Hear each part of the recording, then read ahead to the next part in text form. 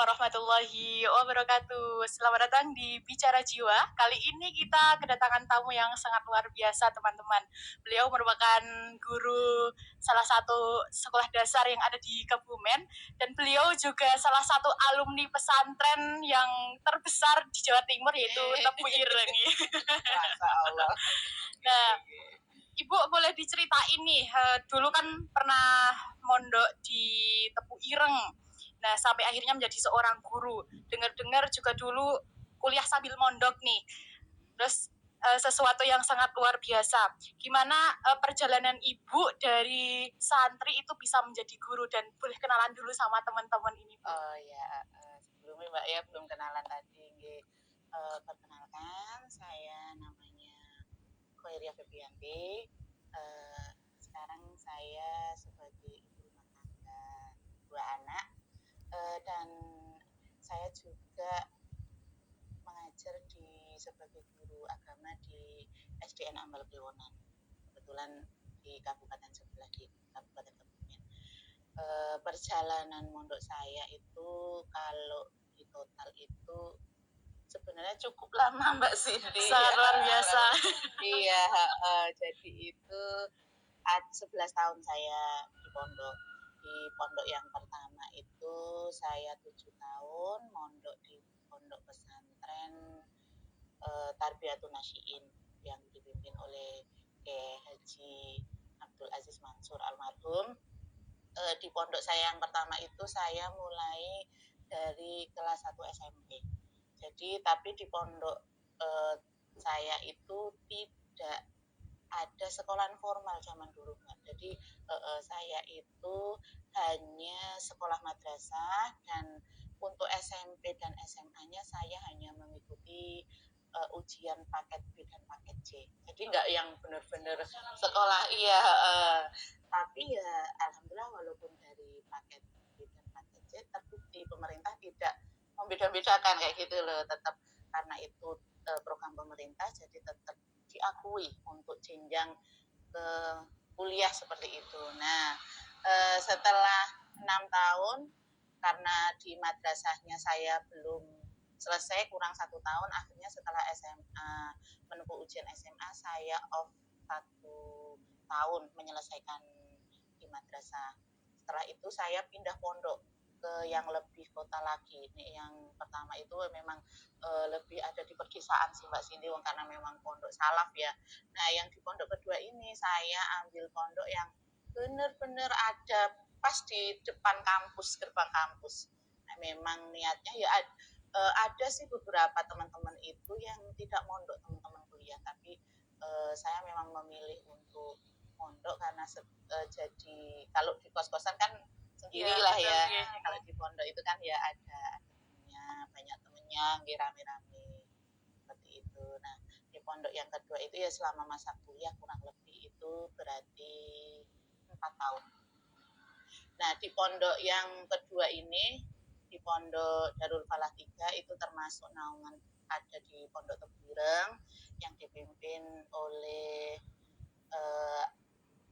salah satu dari pondok saya itu.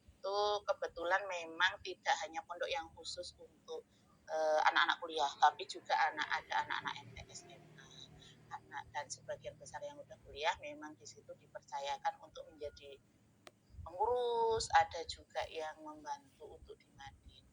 Nah, ketika termasuk saya dikasih tugas waktu itu di salah satu kelas Madin yang itu berjalannya itu kegiatannya setelah habis Isya. Jadi kalau pagi harinya saya kuliah, nanti sore harinya saya malam hari, jadwalnya waktu malam hari habis Isya saya di Madin. Kalau dibilang capek ya kuliah sambil itu. Tapi ternyata itu sebuah tantangan tersendiri di mana latihan menjadi guru, karena kebetulan kuliah yang saya hadapi waktu itu kan jurusan guru, belum waktunya PPL, tapi secara apa ya, prakteknya saya sudah PPL di pondok. Itu iya, karena ngajar itu bukan hanya soal transfer ilmunya saja, tetapi juga lebih bagaimana memahami anak. Lah, mulai dari situlah saya ada tantangan tersendiri untuk menjadi seorang seperti itu sampai sekarang. Oke, sangat-sangat luar biasa ya teman-teman, Iya. Insya Allah. Oke, ini cerita beliau tuh sangat luar biasa dan menginspirasi kita semua ya. Nanti teman-teman bisa meniru apa perjalanan baik beliau Ambil yang gitu. baik Iya, ya. ambil yang baik ya Ambil yang teman-teman baiknya saja. begitu. Iya, betul. Ini langsung ke pertanyaan nggak apa-apa nih, Bu? Iya, boleh. Oh, ya. Jadi di sini kan selama jadi santri Ibu udah mondok berapa? 11 tahun ya? 11 tahun. Ya, atau sekarang ketika sudah menjadi guru, ada kasus yang paling sering Ibu lihat nggak? Kayak misal bullying atau kayak kontra adik kelas dan kakak kelas gitu, Bu? Oh, bullying ya ini. Iya, bullying kita. Jujur ya Mbak, sejujur saja maksudnya baik di pesantren maupun di lingkungan sekolah itu secara nggak langsung itu pasti kita akan menyaksikan bullying, baik itu bullying secara fisik maupun nanti secara verbal. Ya yang namanya di pondok itu kan jenjang anak masuk pondok lulus itu kan bergantian ya. Mesti yang sering terjadi itu adalah kasus senioritas. Nah, itu kasus senioritas. Gimana kalau anak-anak yang lebih dulu masuk ketika ada anak baru itu mesti niatnya mungkin untuk mendisiplinkan kayak gitu ya, biar anak-anak disiplin kayak gitu. Cuma memang mungkin ada yang kurang pengawasan atau diterimanya anaknya kurang baik, jadi seakan memang jadi terkesan ada bullying, baik itu secara lebih seringnya sih verbal Mbak, karena kan di lingkungan pondok itu persis kompleks seperti kita di masyarakat kota besar. Kalau semisal di desa ya, kita itu kan beradaptasi hanya dengan satu lingkungan yang kebiasaan sama, dengan latar belakang pendidikan mungkin sama, asal daerahnya sama. Tapi kalau di pesantren itu enggak. Jadi dari suku Jawa, Madura, dimanapun karena pondok besar itu konflik-konflik seperti itu pasti ada. Walaupun mungkin cuma bahasa yang berbeda sedikit jadi tertawakan atau gimana. Sebenarnya ya bukan yang bullying serius kayak gitu enggak. Tapi saya ingat itu ada pernah satu masalah yang masih saya ingat. Kebetulan ini kalau nggak salah ya namanya dulu Ida, kebetulan dari Lampung. Nah itu waktu itu dia itu datang ke pondok itu masih MA kelas 1. Dia juga putranya Pak Kiai sebenarnya, dan dia anak yang pede karena dia juga vokal sholawat, itu Mbak Cindy ini loh ya. Nah tapi beberapa bulan terakhir itu diamatin kok dia itu nggak ceria kayak gitu loh. Saya itu jadi berpikir ini anak kenapa? Karena tidak seperti biasanya. Nah ternyata usut saya dekati, saya tanya kayak gitu. Ternyata dia itu ada di dalam kamar di mana yang lain semuanya itu orang Jawa dan dia hanya orang Lampung sendiri. Kebetulan hatinya rodok cuklean kayak gitu loh. Nggak, kadang-kadang cuma bahasanya beda sendiri. Pas ngomong yuk diguyu bareng-bareng kayak gitu. Nah itu dia merasa itu. Terusan ya akhirnya saya kasih pengertian secara seperti itu. Sebenarnya bukan tidak ada yang kekerasan secara fisik kayak gitu, nggak ada kalau di pondok pesantren ya. Kalau di sekolah gitu, Bu? Kalau di sekolah ya jangan tanya. Jangan tanya. Anak sekarang itu cepet banget tersulut emosinya. Apalagi kalau yang disinggung udah nama orang tua. Padahal kan anak-anak niatnya mungkin guyon ya. Disebut nama bapaknya. Wah, itu maju kakinya iya seperti itu. Ya, yang sering terjadi seperti itu. Kalau di lingkungan dan itu tantangan tersendiri kayak gitu. Padahal kan kita satu guru, kalau di sana Mbak Cindy kelasnya itu besar. Jadi ini satu kelas itu ada yang 38 siswa. Mungkin ambal resmi malah jadi 2 kelas ya Mbak ya. 2 kelas. Kalau Kliwonan itu nanggung. Kelasnya nggak ada tapi siswanya banyak. Mesti di atas 30 semuanya. Jadinya itu kadang itu sering terjadi ya di jam-jam istirahat yang nggak kekontrol kayak gitu. Lanjut nih pertanyaan kedua.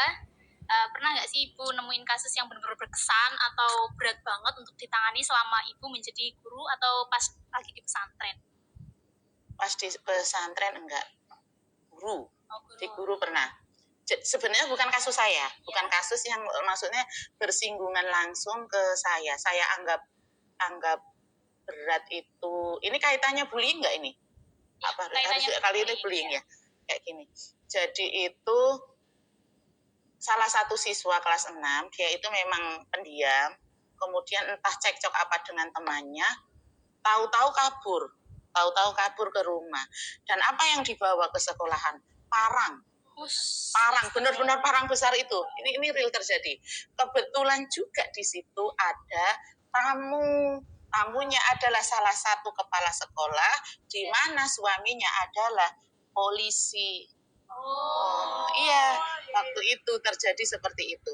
Akhirnya anaknya, orang tuanya besok harinya kita panggil. Karena orang tuanya juga nggak tahu kalau parang itu ternyata dibawa anaknya ke sekolah. Yuk, gini Mbak ke sekolah sambil kayak gini. Untung itu guru ada di situ kayak gitu loh. Dan bisa parang itu diminta sama guru. Akhirnya disita. Dan akhirnya besoknya kita panggil dengan orang tuanya. Pokoknya karena memang dia spesial, emosinya yang sering meledak-ledak, pokoknya saya waktu itu guru antisipasi pada orang tua untuk hal-hal benda tajam apapun kalau bisa disimpan, jangan sampai. Oke, betul seperti itu. Ya itu yang terjadi itu. Kita yang mohon kepada kepala sekolah itu maksudnya, Bu, maksudnya ini ya sudah ke ranah kayak kriminal, tapi mohon jangan sampai ini keluar kayak gitu, jangan sampai keluar. Dilalai kepala sekolahnya dulu sebelum penempatan kepala sekolah asli guru di situ, jadi bisa terkondisikan waktu itu. Iya. Ya itulah menurut saya, menurut saya yang seakan-akan anak-anak SD loh, anak kelas 6 loh, kok bisa berpikir sampai seperti itu, kayak gitu loh, itu terjadi dulu. Oke, terus lanjut. Menurut Ibu, kenapa bullying itu masih bisa terjadi bahkan di lingkungan yang berbasis seperti pesantren seperti itu? Kenapa bullying bisa terjadi bahkan berbasis di pesantren ya? Seperti ini Mbak, pesantren maupun sekolah itu hanya sebuah wadah lembaga, di mana memang pesantren itu lembaga pendidikan yang lebih mendalami kepada ilmu agama. Tapi perlu kita ingat bahwa yang datang ke pesantren itu adalah seorang manusia, di mana manusia itu punya nafsu kadang ada yang bisa mengendalikan, ada yang memang tidak bisa. Belum lagi latar belakang kondisi sebelum anak masuk ke pesantren dari lingkungan keluarganya seperti itu. Jadi memungkinkan sangat untuk terjadi bullying. Ya apalagi ya itu tadi senioritas lah yang mungkin terjadi. Tapi ya seperti itu. Di pesantren harusnya kayak gitu. Misalnya harusnya lebih memang tidak hanya menekankan kepada hanya pendidikan secara pendidikan aja kayak gitu loh, tapi juga secara sosial emosinya anak itu juga memang harus kita perhatikan lebih dalam lagi seperti itu. Perasaannya juga. Iya, perasaan iya. Benar. Oke, lanjut. Kalau menurut Ibu sendiri pengaruh regulasi emosi di anak bisa menjadi salah satu dampak nggak? Pengaruh regulasi emosi itu, mengatur emosi. Mengatur emosi anak menjadi dampak ke bullying. Sangat pengaruh. Karena tidak semua anak bisa mengontrol emosinya kayak betul. Iya kan? Nggak semuanya. Pokoknya ini dulu di pondok itu tidak begitu terlihat sih menurut saya ya. Tapi kalau sekarang di lingkungan anak-anak itu sangat terlihat. Nah, dan itu PR banget buat kita. Kadang itu ada beberapa anak yang memang cenderung pendiam. Dia pikirnya dibully, dia diam seperti itu. Tapi kan diam dan menumpuk rasa tidak suka bertumpuk, akhirnya kan suatu saat mungkin bisa meledak kayak gitu. Yaitu seperti itu. Ya, seperti kasus tadi ya. Kasus iya. Wong aslinya dia itu bukan anak yang banyak omong atau suka guyon gojekan, enggak. Dia memang ya lebih cenderung pendiam sih kayak gitu. Emosi langsung meledak. Iya benar.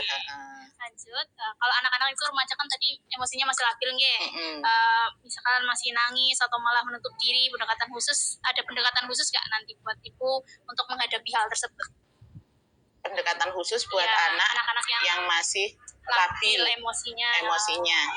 ya lebih ke apa ya, karena anak sekarang itu menurut saya nggak bisa dengan bentakan kayak gitu, Ya. dengan apa dengan omongan saja nggak bisa, harus kasih contoh yang bagus.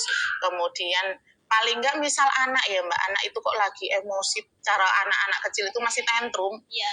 ada baiknya itu kita diamkan lebih dulu, biarkan dia mengekspresikan semua emosi itu, mau nangis, mau yang kecil-kecil, mau apa, ya biarkan, tapi tidak kita tinggalkan, tapi kita dampingi dia di sisinya. Nanti kalau anak sudah mulai tenang, baru kita rangkul, kita tanya, sebenarnya kenapa kamu itu marah sama siapa? Yeah. Bu guru, sama kamu sendiri, sama temanmu. Nah, kalau anak itu hatinya udah reda, udah nggak tantrum, jawabnya itu juga pasti akan enak kayak yeah. gitu loh. Jadi nanti kita bisa mengambil sikap untuk penyelesaian masalahnya.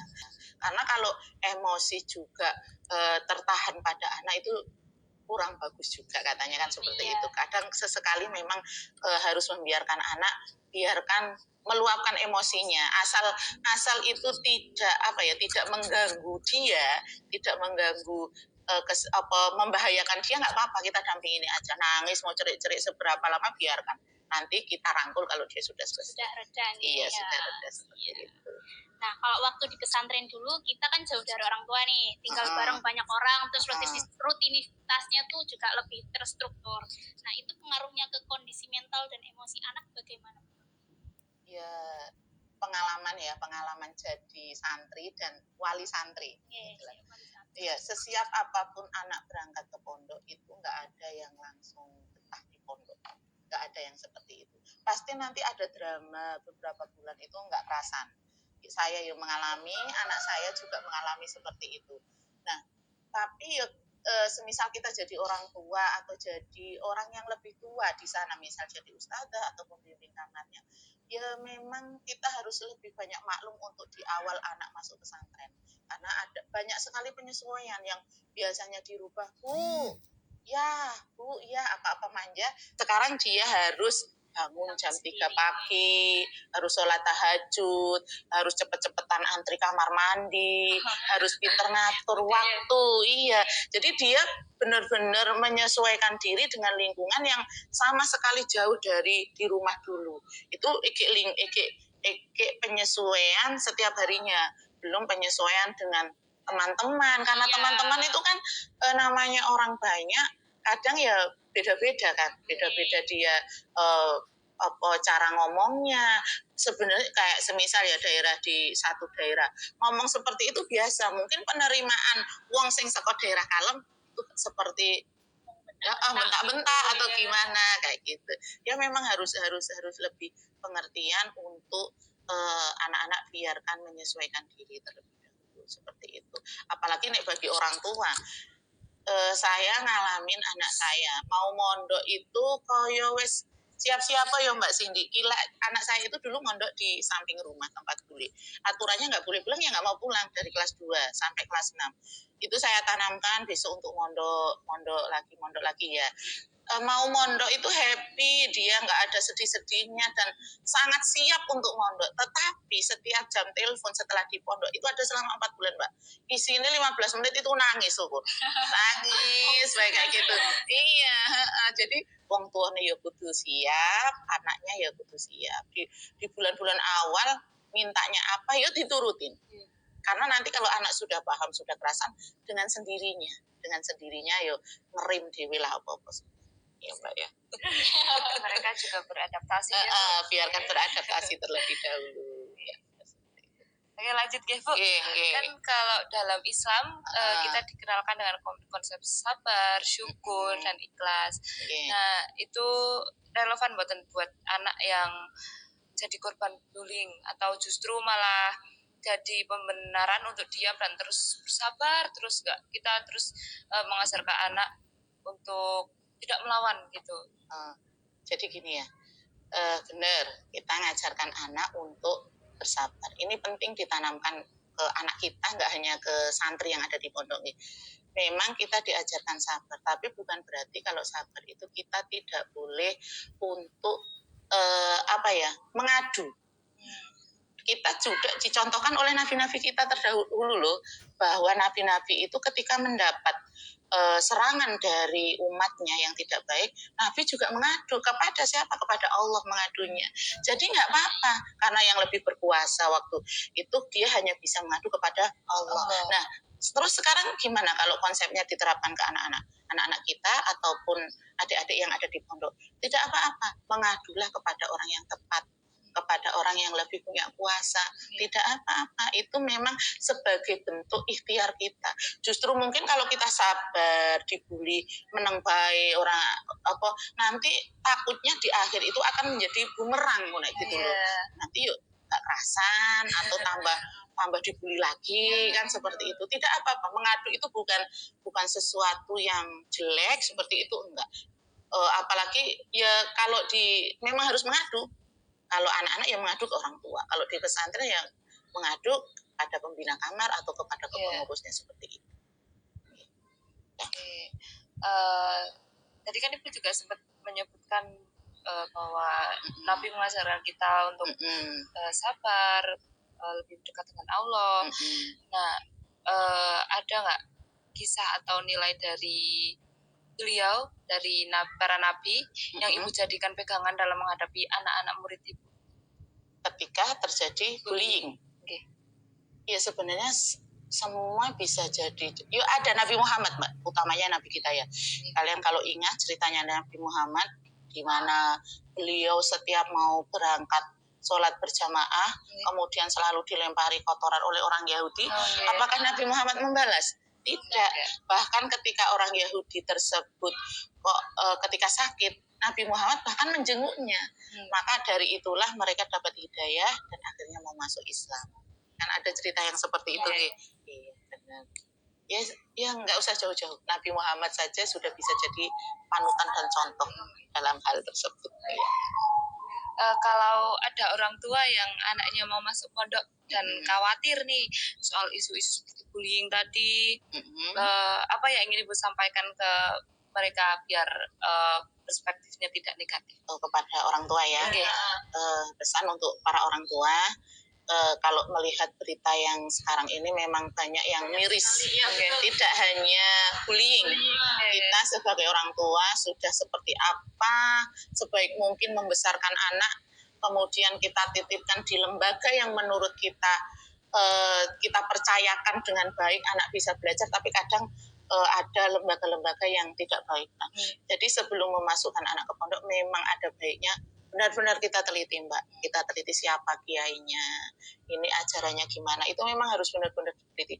Dan tidak hanya serta-merta kita datang ke pondok, survei pondok, ngobrol sama kiainya, kamu kemudian nitipkan anak ke pondok, los tiap bulan yang penting dikirimi, tiap bulan enggak, tapi harus kita pantau. Kita nggak bisa melepaskan, karena memang sebenarnya tanggung jawab seorang anak itu ada di orang tuanya. Karena orang tua pengen yang terbaik, akhirnya dipondokkan. Kita kan hanya menitipkan, tapi nggak bisa kita los, harus tetap kita pantau kesehariannya. Dan tidak ada salahnya kita mendengarkan keluh kesah anak kita. Dan kalau memang terjadi bullying, juga nggak ada salahnya kita untuk ngebel ke pengurus, menanyakan apa ini benar. Kita dengarkan dari dua belah pihak seperti itu. Yang penting pokoknya harus kita ketahui dua-duanya kayak gitu. Ya, kita dengarkan cerita dari anak kita dengarkan juga dari pengurus seperti apa, seperti itu. Oke, nggak terasa udah di pertanyaan sudah terakhir. Ya? Masya Allah, mungkin buat kita sebagai anak muda, mahasiswa, ada pesan yang ingin Ibu sampaikan nggak, terutama soal bagaimana cara kita menjaga kesehatan mental kita dalam perspektif Islam? Yang terpenting seperti ini, Mbak. Kalau saya sebenarnya kadang berseliweran berita di sosmed itu ngeri ya, Mbak. Kadang dengan mudahnya remaja, anak-anak muda itu mengakhiri hidup yang sebenarnya Masya Allah begitu indahnya hidup seperti ini, sebenarnya ada masalah apa seperti itu. Jadi gini Mbak, jangan pernah jadi seseorang itu puas dengan ilmu yang kita dapatkan saat ini. Galih terus ilmu, dan yang utama harus kita pegang adalah iman takwa kita Mbak. Pokoknya diperbaiki sholatnya, diperbaiki ibadahnya, insya Allah nanti yang akan menjaga diri kita itu Allah yang akan menjaga. Seperti itu.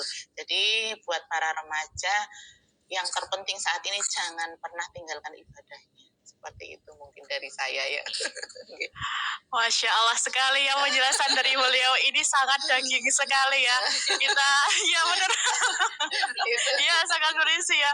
Kita bisa ambil kebaikan-kebaikan yang sudah disampaikan beliau untuk kita menjalankan bagaimana kedepannya kita nanti ya. Terutama bagi kita nih yang para mahasiswa nih sangat banyak sekali yang kita bisa ambil ya ini. Nah, mungkin cukup sekian ya teman-teman podcast dari kami. Kita terima kasih sekali Ibu sudah menyempatkan waktunya ya untuk kami. Sekali udah menjadikan saya untuk sedikit bercerita. Jadinya apa ya? Ada rasa yang dikangenin dari pondok lagi. Allah. Mengingatkan memori masa dulu lagi. Ya. Seperti itu. Ya, terima kasih sekali. Ini sangat luar biasa ya teman-teman. Semoga bermanfaat. Amin, sangat bermanfaat. Oke, iya terima kasih. Sampai jumpa lagi di perbincangan selanjutnya ya teman-teman. Wassalamualaikum warahmatullahi wabarakatuh. Waalaikumsalam warahmatullahi wabarakatuh.